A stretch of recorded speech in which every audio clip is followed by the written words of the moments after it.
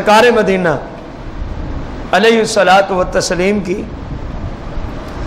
احادیث مبارکہ میں سے اگلی حدیث میں فائدہ کیا ہے؟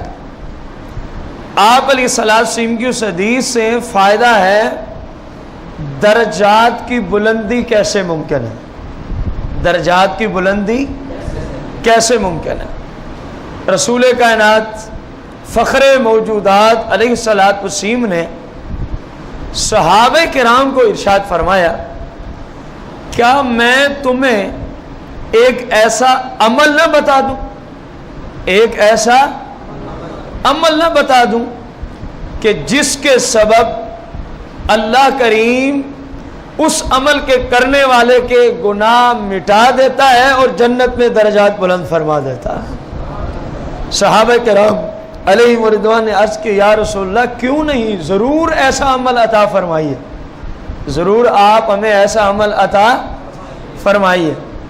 سرکار مدینہ علیہ الصلاۃ والتسلیم نے ارشاد فرمایا کہ دشواری کے وقت کامل وضو کرنا، یعنی سردیوں میں کامل وضو کرنا، سردیوں میں کیا کرنا؟ سنت کے مطابق وضو کرنا، یہ پہلی بات فرمائی۔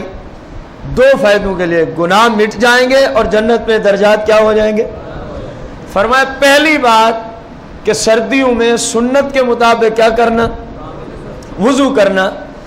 اور دوسری بات فرمایا کثرت سے مسجد کی طرف آنا اور جانا، آنا اور، یہ 5 وقت کی نماز مراد ہے، 5 وقت گھر سے آنا مسجد کی طرف اور مسجد میں نماز پڑھ کے واپس چلے جانا۔